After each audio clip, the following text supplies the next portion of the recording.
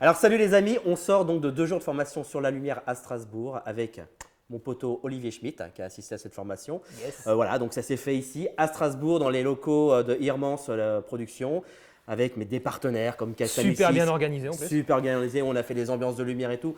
On a travaillé avec cette caméra, une Arri Alexa et puis des Orions, du sphérique et on s'est amusé Ah, à comparé. comparer et puis surtout faire du side by side. L'incomparable. Voilà, comparer l'incomparable. Je sais, on a comparé une 2 chevaux avec une Formule 1. Et donc, on a fait du side by side sur des séquences d'intérieur jour, d'intérieur nuit, avec le Sony A7 S3. Ce qui était intéressant, c'est d'avoir un boîtier, et c'est pour ça que je te l'ai emmené, déjà que tu n'avais jamais eu en main, il me semble. Ouais, donc déjà, rien que pour ça. Non, moi je ne suis pas un grand youtubeur. Mais un boîtier annoncé à 15 stops de dynamique. Ah, voilà, 15 stops de dynamique. Et une Alexa qui est mentionnée dans les données constructeurs à 14 plus de dynamique. Alors plus, on ne sait pas ce que ça veut dire. Il semble important ce Voilà. plus quand même. Il Peut-être semble- un tiers de plus ou 2 tiers de plus, on ne sait pas. Mais voilà, donc en toute logique, le Sony A7S3 devrait avoir une meilleure dynamique. Et ça, dans un premier temps, c'est pas sur quoi on s'est trop intéressé. Bah, c'est pas qu'il devrait avoir une meilleure dynamique, c'est qu'il devrait avoir une très bonne dynamique, potentiellement. Enfin, c'est 14 plus, donc ça Ouais. se trouve, on ne sait pas. On ne sait pas trop quoi. Bon, en tout cas, on a fait 3 ambiances, principalement aussi, on a shooté principalement 2 ambiances en faisant du side by side. Donc, on n'avait pas les mêmes optiques, je précise, puisque ici on avait des optiques Orion anamorphiques. Les mecs qui n'ont rien à voir. Alors, sur d'autres tests que tu vas peut-être mettre à l'image, il y avait les optiques d'hier qui étaient. Qui est des Tokina. Voilà. Une série Tokina. Ouais. Et là, on avait en optique, tu avais un 24. Alors j'avais le 12-24 GM, donc le 2.8 qui est sorti cette année, et le 24-70 très classique 2.8 aussi G Master, donc quand même des optiques haut de gamme sur ces boîtiers hybrides. Voilà. Et on était le même axe, pratiquement le même cadre. Pas Et- sur trépied, donc si ça tremble un peu, c'est normal. Voilà, mais bon, il y a un bon stabilisateur. Ah, bon, Et donc, on a fait du side-by-side et on a comparé notamment les fichiers logarithmiques entre le log-C que Harry délivre et le Le S-log3. S-Log 3, Voilà, donc théoriquement celui qui a la meilleure dynamique, exactement. celui qui est donné à 15 stops. On ne sait pas à quel ISO, et justement on va en reparler, c'est ça la grosse question. Voilà, et qu'est-ce que je veux dire? Et oui, et donc, on a comparé Ah oui, ce que je voulais te dire aussi, 422 10 bits interne. Oui, 4 de 2 bits en interne, en 25 images par seconde en tout cas dans ce qui me concerne. Voilà, Voilà, donc très correct. très correct. Sur le papier, sur le papier. Sur le papier, très correct. Et on a commencé à comparer un peu les logs. Bon, alors, évidemment, on était à peu près. Alors, on n'était pas tout le temps aux mêmes ISO, parce que, bon, on était. Voilà. Alors, tu as utilisé des optiques qui ouvraient des fois à 1.5, à Ouais, T1.5 ouais, T1.5 et T2. et T2 pour les Orions, et toi, tu étais à 2.8. Et moi, j'étais principalement à 2.8 tout le temps pour essayer de te rattraper. Donc, j'ai Ouais. dû souvent augmenter un petit peu plus les ISO. Voilà, Mais voilà. de quelques ISO. Mais aussi, c'est arrivé qu'on n'a pas tout le temps avec l'Alexa tourné à 800 ISO, puisque parfois, on tournait à 2000 ISO, justement pour récupérer un peu de dynamique dans les lumières. Bon, voilà, donc on est toujours tourné à peu près entre 800 et 2000 ISO. Alors, moi, j'étais maximum à 2500. C'est ton plus gros. Hier, c'est le plus gros que j'ai fait dans les comparatifs Ouais. qu'on a fait quand tu avais les optiques d'hier, donc sur les premiers tests, sur les premiers setups d'éclairage. Et aujourd'hui, j'étais tout le temps, je crois, à 1250. D'accord. Et donc, on a fait des différentes ambiances de lumière, à savoir de la nuit, du jour, etc. Et on a comparé. Alors, ce qui était très intéressant, c'est déjà de voir le log brut. Voilà, parce qu'Olivier avait une petite crainte. Ouais, alors moi, la crainte, et c'est ça qui m'intéressait aussi beaucoup dans cette formation, Ouais. c'était de comprendre dans quelle mesure je peux ou ne peux pas utiliser mon log, mon S-log, Ouais. de nuit certes, mais d'une façon plus générale, dans une situation de basse luminosité, puisque le log fait beaucoup plus ressortir le bruit. On voit beaucoup plus vite le bruit, puisque les noirs sont débouchés. Et donc, ça m'a toujours fait très peur d'utiliser du log, que ce soit le 2, le S-log 2, 3, etc., ou peu importe, par situation de basse luminosité parce que je voyais très vite ce bruit. Et c'est tout le temps le cas, c'est comme ça. Et c'est le cas sur Inari aussi, on voit forcément le bruit qui commence à apparaître. Et du coup, c'est là que c'était intéressant de voir en fait dans quelle mesure je pouvais quand même systématiquement utiliser du log Tout dans à fait. ces situations-là. Parce que c'est vrai qu'il y a beaucoup de gens, et moi j'ai beaucoup de retours, de dire ah non, le S-Log 3, moi je ne l'utilise jamais parce que ça bruite, je suis au maximum en S-Log 2, voilà, parce Ouais. qu'après je ne veux pas aller plus loin. Donc voilà, il y a beaucoup qui n'utilisent pas le S-Log 3. Or, il faut le dire que là où on aura toujours plus de dynamique, ça sera en S-Log 3, quoi. Donc voilà, donc on a comparé et on a regardé les fichiers un peu bruts comme ça déjà en termes de log. Alors la Harry, moi j'ai souvent l'habitude de travailler en Harry, donc on a un log qui est clean. Alors moi je suis en Apple ProRes 444 12 bits, il y a aussi ça. Mais bon, en termes de bruit, ça va, c'est le petit bruit qu'on connaît à 800 ISO de l'Alexa. Après, pour ce qui est du S-Log 3, qu'est-ce que tu en as pensé, Olivier? La comparaison, tu veux dire, entre les deux Ouais, ou juste le même S-Log 3? déjà le bruit. Le S-Log 3, donc j'ai trouvé qu'effectivement, on a un bruit qui est quand même assez vite présent au final, Ouais. hein. Ouais. Contrairement à ce qu'on pourrait penser sur un boîtier comme ça, qui est vendu comme un boîtier exceptionnellement bon en basse luminosité, ce qui est le cas. Ouais. Toi, il monte à 409 000 ISO. Les 409 800 ISO, si tu mets une réduction de bruit dessus, ils sont théoriquement exploitables. C'est ce que Ouais. nous vend Sony. Avec une bonne réduction de bruit, tu as la colorimétrie qui reste correcte. Et c'est ça qui est plutôt remarquable sur un boîtier comme ça, c'est que la colorimétrie reste bonne dans la montée en ISO, là où en général tu peux être explosé sur d'autres caméras. Ouais. Il me semble que c'est le cas sur les GH où très vite tu es explosé dans la colorimétrie. On voit le bruit, mais étant donné qu'on expose notre log pour avoir le maximum d'informations, Ouais. on sait que ce bruit, et c'est ce qu'on a vu du coup pendant ces 2 jours, on sait que ce bruit, on va le tasser derrière, ce bruit qui est dans les basses luminosités, on va totalement le tasser, il va disparaître. Ouais. Donc c'est ça qui est rassurant. Voilà. Et dans les images étalonnées, avec la Lutrex 709, on se rend compte que oui, il y avait du bruit sur le log, mais c'est pas grave. Voilà, c'est ça. C'est-à-dire qu'en fin de compte, bon, on a regardé les images, effectivement, il y avait du bruit, voilà. Mais ce qui est important, c'est que le log, et c'est ça qui fait toute la différence, ce qui est important, c'est que le log soit correctement exposé. Donc, j'ai fait déjà des vidéos là-dessus, on a fait des formations. Voilà, ce qui est très important, c'est qu'à partir du moment où le log est correctement exposé, certes, vous allez avoir du bruit, mais ce bruit va pratiquement disparaître après en post-prod, puisque nous allons appliquer une courbe en S, alors qu'elle soit Rec 709 ou une autre, créative, ouais, une lutte créative. Là, pour le coup, c'était une lutte de chez Koji 2383. Et du coup, on a regardé et c'est vrai que le bruit a pratiquement totalement acceptable. Enfin, ouais, il n'a pas du tout choquant, quoi. disparu, mais c'est pas le truc. Tu dis oh là là, mais merde, putain, j'aurais pas dû tourner en S-Log 3, c'est horrible, etc. Et à côté des images aussi Harry étalonnées avec la même lutte, franchement, moi je vais te dire un truc direct, j'étais agréablement surpris. Alors et après, il y a des trucs qui ne trompent pas, mais ça on le sait depuis longtemps. On sait que voilà, l'image est très sharp, très nette. On a mis un filtre sur certaines images, sur pas mal certains. d'images. Alors c'est pour ça que d'où l'intérêt absolument si vous voulez faire de la fiction avec ce genre de boîtier, c'est calez-vous un filtre de diffusion, mais vous le vissez et vous le gardez quelle que soit la focale parce qu'il faut vraiment atténuer parce que c'est très sharp. Il ne faut pas oublier que sur ces boîtiers-là, il n'y a pas de filtre OLPF, donc de filtre passe-bas, alors que sur toutes ces caméras de type fiction, il y a des filtres passe-bas. Il y a des gens qui aiment. Et il y a des gens qui aiment le détail. Mais en même temps, j'ai envie de te dire, mieux vaut avoir une caméra qui ait du détail et que tu casses optiquement par des filtres, plutôt que l'inverse. C'est le pire quand tu as une caméra qui est trop molle et que tu es obligé de remonter le détail en post-prod, c'est catastrophique. Donc voilà, mais sinon, moi j'ai remarqué en termes de carnation, en termes de couleur de peau, ouais, les différentes ambiances qu'on avait fabriquées, synthétisées ici sur un plateau, eh bien franchement, c'était nickel, quoi. Ouais, ça bien. passait bien. Moi, je peux te dire, tu mets au défi quiconque, tu mets les 2 plans comme ça, de dire ah ça c'est. Alors peut-être sur le côté détail. Sur le filtre. Sur le côté détail. Deux, Mais je suis sûr que tu trouves le bon compromis de diffusion et tout. Franchement, ça passe très bien. Ouais, tu ne prends pas une optique anamorphique, comme ça tu peux pas te filer bien évidemment. Là, mais très agréablement surpris. Je pense clairement, du coup, pour de la fiction, il n'y a aucun souci. Enfin, tu peux vraiment te faire plaisir. Ouais, c'est vraiment un boîtier, voilà, et puis même, je vais te dire un truc, parce que moi, ça m'est arrivé sur un téléfilm, par exemple, de tourner en Alexa Mini et de faire des plans, notamment dans l'eau, enfin pas sous l'eau, enfin aussi sous l'eau, mais carrément au bord de l'eau, etc. Avec un Sony S2 à l'époque. Ouais. Et à l'étalonnage, on avait tourné en S-Log 3 et à l'étalonnage, ça passait bien. Franchement, on n'y voyait que dalle. Donc voilà, c'est une bonne caméra qui peut se mêler dans la cour des grands, quoi. Elle est vendue comme une caméra B pour une FX9, tu vois. Ouais, mais moi je peux te dire, je le dis direct, c'est une caméra B pour une Alexa ou une Red. D'accord. Genre. T'arriverais à faire matcher vraiment bien. Mais je l'ai fait plusieurs fois, notamment moi j'avais fait des trucs où il y avait des cascades, des voitures qui se renversent et tout. On avait mis des crash cams. On avait mis des Sony. C'est une crash cam. Alors, ouais, mais c'était des Sony. Non, je te jure, on en avait pris 3 crash cams et à un moment donné, la bagnole elle s'est arrêtée à 1 mètre de la caméra. Et évidemment, on ne peut pas le faire avec des caméras à 60 000 balles. Les assurances ne couvrent pas. Mais à 4 200 €. C'est des boîtiers à 2000 balles. On prend un intermittent en moins. Voilà, quoi. Allez. Bon, voilà, c'est une journée de salaire à moi qui est. Voilà, au moins. Quoi. Mais voilà, mais en tout cas après en post-prod, ça matchait sans problème, quoi.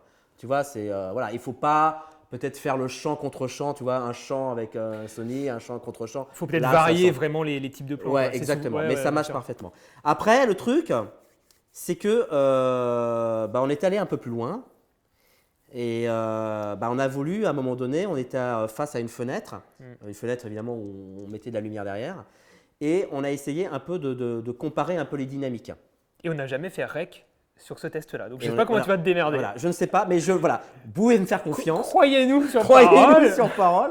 Vous pouvez nous faire confiance. On a fait. Alors, ce qu'on a fait, c'est qu'on a pris un gris moyen de référence qui nous a permis en fait de nous calibrer à chaque fois par rapport, voilà, pour qu'on À ait l'oscilloscope, ouais. voilà, à l'oscilloscope, parce qu'à chaque fois on mettait un oscilloscope, un waveform plus précisément Et sur les deux on a caméras. utilisé le même outil, Oui, exactement. le voilà. même waveform, qui est pas de voilà, exactement le même waveform sur les deux caméras, et on s'est calibré sur un gris moyen qu'on a calibré à 50% environ, donc 350 millivolts, et on a regardé les hautes lumières. Ce qui se passait. Comment Ouais. elle réagissait? C'était une fenêtre où derrière on avait mis un HMI pour faire la lumière du jour. Et là, Olivier, je te laisse.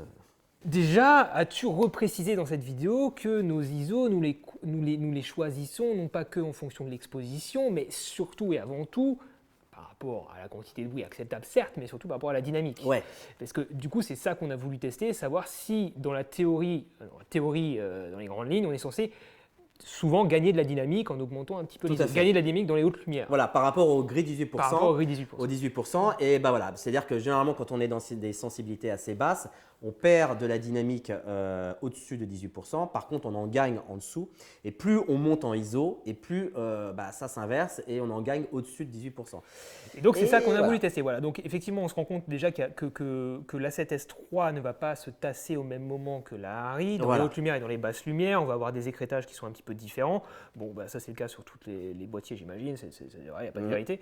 Mais surtout, ce qu'on se rend compte, c'est que cette règle-là, entre guillemets, ne s'applique pas au comportement de l'A7S3. D'ailleurs, ce n'est pas vraiment une règle, puisque tu me parlais des caméras Canon, Ouais, les C200, 300. Exactement, parce que parfois ça monte, donc effectivement la dynamique change, et puis d'un seul coup, pouf, tu peux toujours monter, ça ne bougera plus. Voilà, en fait, tu ne gagnes rien. C'est-à-dire qu'il y a une différence, bien sûr, dans le spectre, mais Ouais. dans les hautes lumières, tu ne vas rien gagner, ce sera tout le temps à peu près la même chose. Et c'est ce qu'on a retrouvé sur la 7S3. Exactement. Donc, ce qui veut dire qu'on a, a priori, d'après les tests qu'on a faits, qui ne sont pas académiques, Ouais, on n'est pas en labo, chirurgicaux, on n'est pas en dans labo, un on est sur labo, le terrain. On est sur un terrain avec une vraie Ouais. fenêtre, voilà. Sur le terrain, ce qu'on a constaté, c'est qu'en augmentant nos ISO sur la 7S3, comme on pourrait le faire si on a l'habitude de filmer avec une caméra comme ça, eh ben, on ne va pas gagner en dynamique dans les hautes lumières. Voilà, c'est Non. ce qu'on a vu. C'est-à-dire qu'à 640 ISO, 800, on va dire. ouais, 640-800, tu peux toujours monter, il ne se passera plus On rien. stagne en fait, À part du bruit. on a optimisé notre dynamique et au-dessus en fait on va rien gagner du tout. Au contraire, on va tasser et on va tasser. Ouais, tout à fait. Alors que par exemple sur une Alexa, eh bien, entre 800 et 2000 ISO, eh bien, on va gagner énormément en termes de dynamique.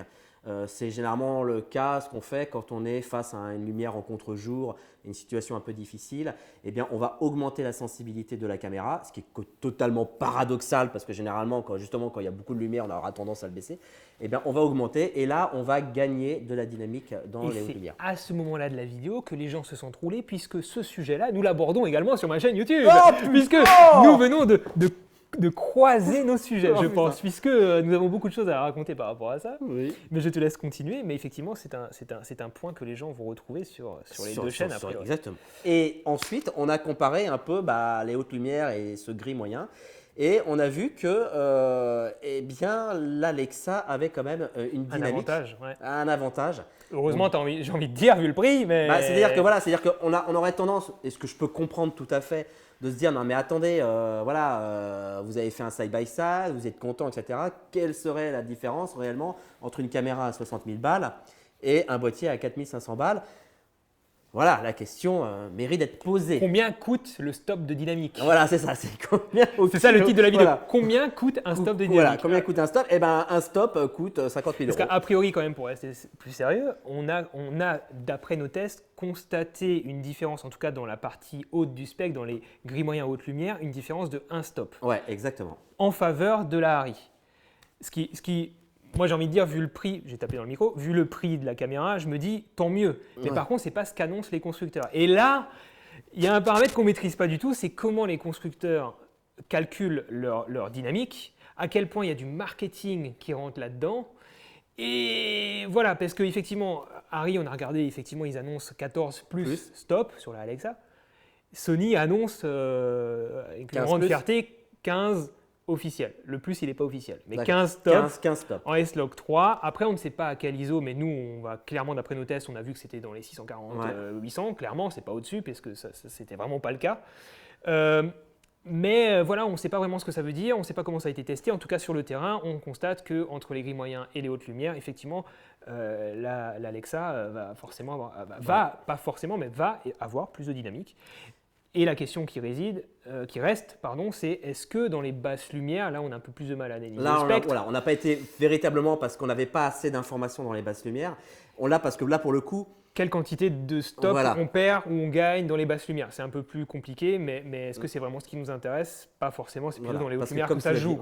C'est plutôt là qu'on va chercher. Et comme tu l'as dit, on a fait réellement un test de terrain. On n'était pas en labo avec des chartes de gris, etc.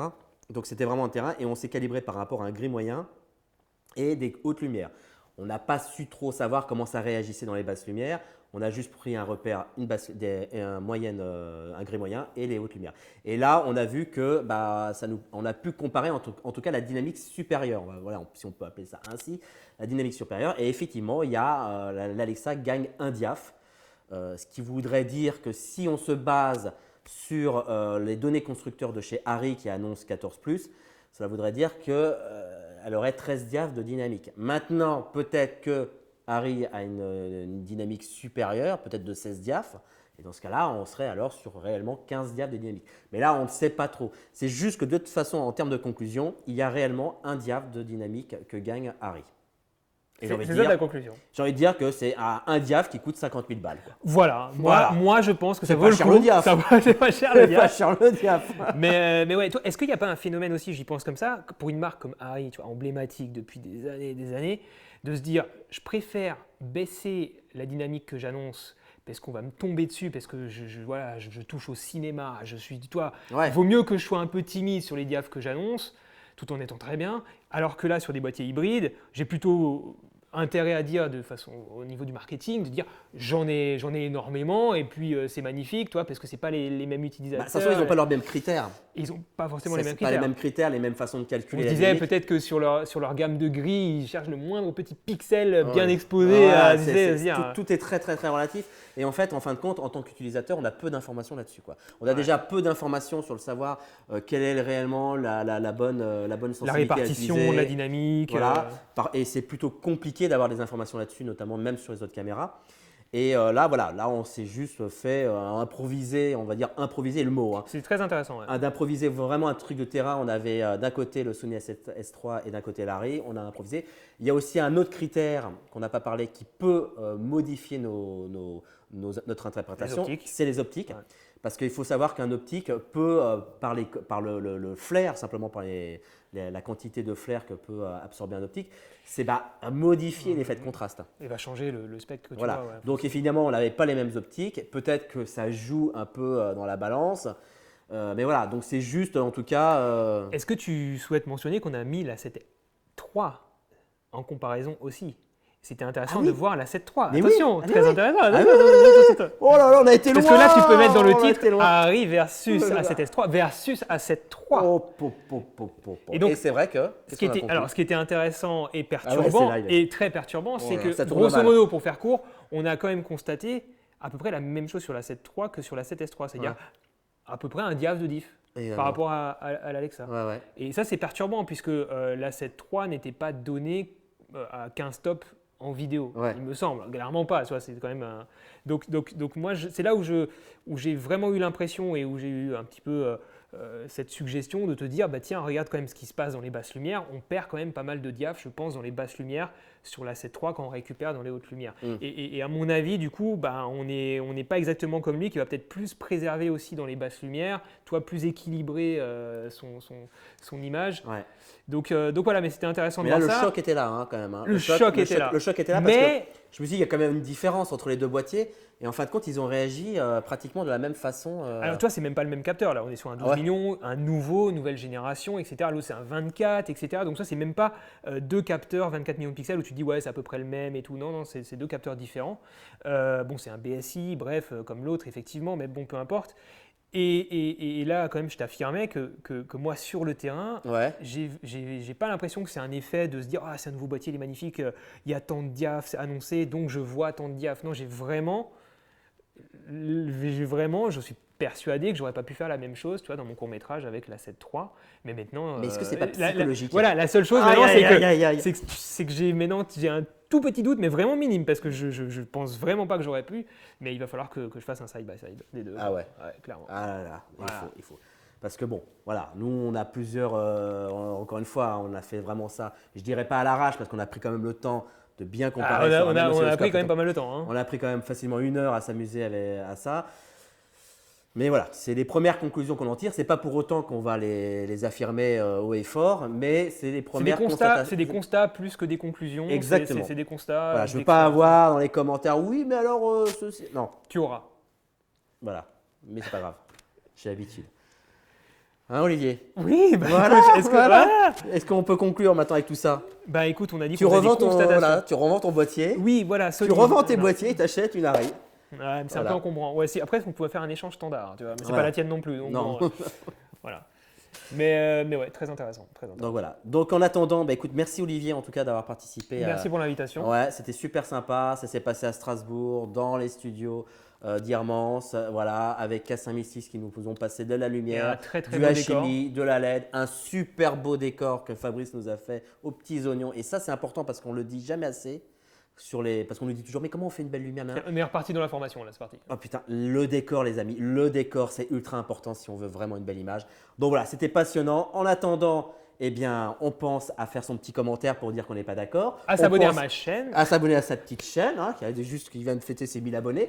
Et moi, on s'abonne, on met la cloche et surtout. Surtout, t'oublies pas de les lancer vers l'autre vidéo qu'on va tourner Voilà. juste dans 5 minutes. Voilà. Parce que là, Et t'es en train de faire ta surtout, conclusion. allez voir sa prochaine vidéo. Non, parce que Et si elle n'est pas encore sortie, pensez à vous abonner, comme ça vous aurez la Et notification. ça se trouve, on va la faire, mais elle est à chier, je la sortirai jamais. Ça se trouve, elle sortira jamais. Tu vois. Voilà. Mais Et en puis- gros, non, mais je précise quand même, parce qu'on va quand même parler du dual ISO Oh, de la putain. 7S3.